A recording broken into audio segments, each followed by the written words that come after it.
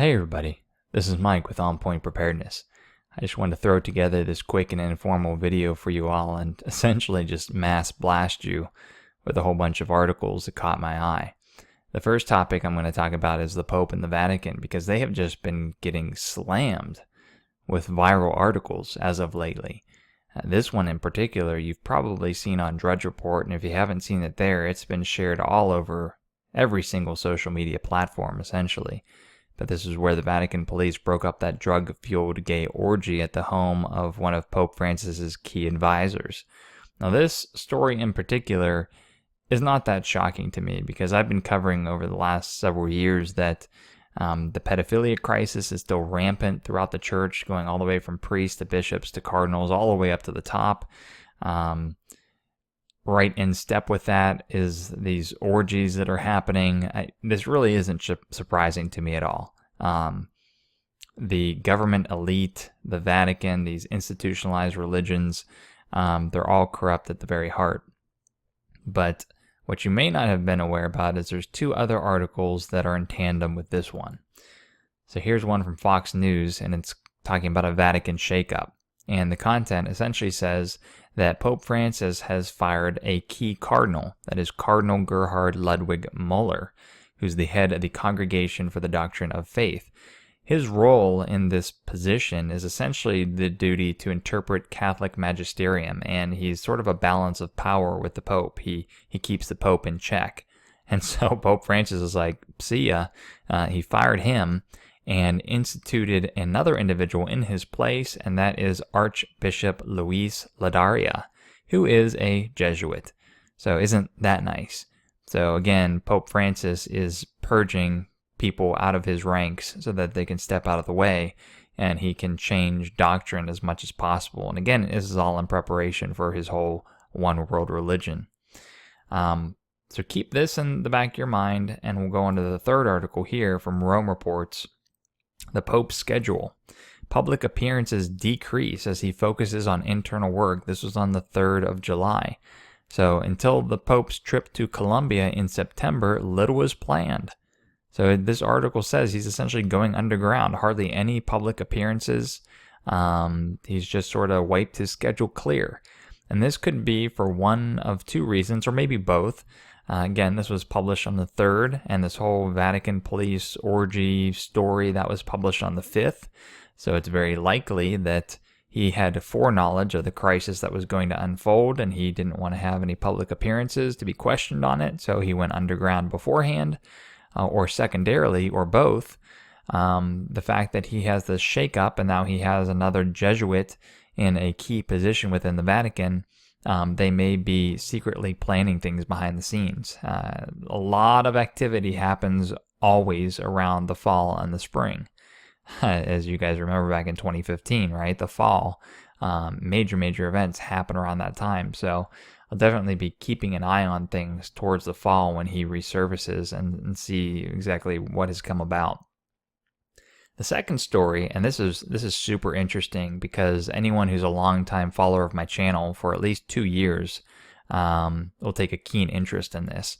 A lot of people look at Drudge as their news source for aggregate news. And Drudge has been posting lots of articles about the sun and earthquakes. And so here's just a couple. Here's this one. It's sort of a sensational headline. It says, sun might plunge into a deep solar minimum. That's true, which could cause part of the Earth's atmosphere to collapse. That's a little bit sensational, but this whole part about deep solar minimum is definitely truth. Here's another one that essentially verifies it. Solar update June 2017. The sun is slumping and headed even lower. So this is all about sunspot activity. And you can see we're headed into a minimum period. For those of you who have followed my channel for 2 years now, this was the very first video that I ever did on my channel. I was not saved by Christ at this point. I was doing a lot of prepper stuff. I was doing a lot of research and truther movement stuff. But John Casey, he's written a whole bunch of books. He's a former NASA advisor, and he's been an advisor in the Bush administration on climate. And essentially, he's been warning people for at least the past decade that we are going into a cold crisis. So in this video, he talks about how the sun has several different cycles. I believe there's like a 13-year cycle, there's a 200-year cycle, there's a 1,000-year cycle, and essentially what he's saying is that all this talk about global warming is a falsehood. He said that the majority of change in the Earth's temperature is all driven by the heat source itself, which is the sun. And so as the sun goes through these cycles of low sunspot activity, whether it's a 13-year cycle or the 200 and some year cycle, if it goes into these deep hibernation periods, then you have mini ice ages or big ice ages. And him and several other scientists had been warning for quite a while. In the midst of global warming, when that was the main story being peddled by all mainstream media, he was saying, no, we're actually headed into an ice age and you need to start preparing and gathering food. So I interviewed him, and you can see this was a really popular video, had really good feedback from the viewers. And he was saying, you got to start preparing. You got to start watching out for this coming cold crisis. It's not going to hit all at once. It's going to be gradual. But come around 2015 up through 2030, it's going to be hitting us hard. It's going to destroy crops. I interviewed him again here in this video on the 21st, May 21st, 2015. And again, people love what he has to say. 210,000 views. Again, likes and dislikes. People really like them.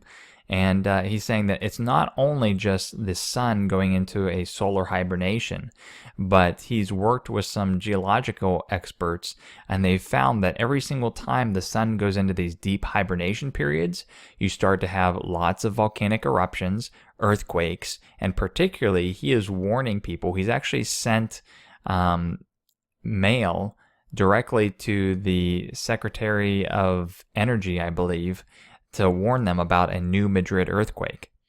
And of course, they haven't really responded to his mails or messages, but he's sounding the horn, talking about the fact that not only is there going to be a global cooling crisis, but there's going to be some major devastating earthquakes and volcanic eruptions. And again, he's been saying this for over a decade, right? Against all other people that were saying that he was crazy. And sure enough, look what's being posted right now. Lots of people talking about the sun heading into a solar hibernation period. Check this out, right? Lots of earthquakes starting to happen. This one near Montana, talking about raising the super volcano concerns. Yellowstone, everyone has probably seen the fact that there's been a huge swarm of earthquakes in the last 2 weeks, 878. This is not to mention all the major earthquakes that we've seen over the last decade. Talking about Fukushima, an earthquake there, in Italy, in Nepal, where else? Indonesia. I mean, these are all symptoms of, again, this natural event of the sun going into this 200 and some year solar cycle. And what I'm going to do is I'm going to try to have him back on here. So stay tuned within the next week or two.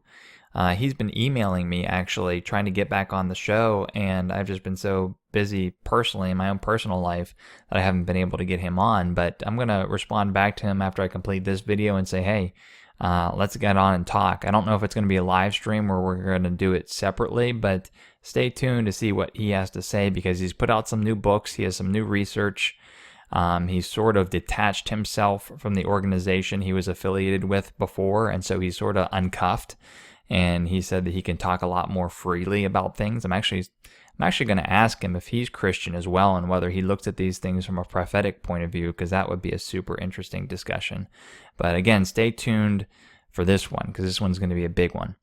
The last topic that I wanted to talk about, and I mentioned this in my last live stream during the salvation testimonies that I do every Wednesday, is I mentioned that there was this RT documentary about this lady named Agathia. And she is a hermit that has been surviving in the Russian wilderness for 70 years. Basically what happened during Soviet communism, her family, there was 4 of them in total, they escaped to the wilderness of Russia and lived as hermits for her entire life. So she's literally been living out there for 70 years. All her other family members died, and so she's been living alone for the past 27 years. But it's only been until recently that she's had contact with the outside world. So it was actually geologists that flew into the area and were surveying the land that they found her. So the main thing that I found really interesting about her story is that she's a devout Christian. They're called old believers. She has very, very little contact with the outside world.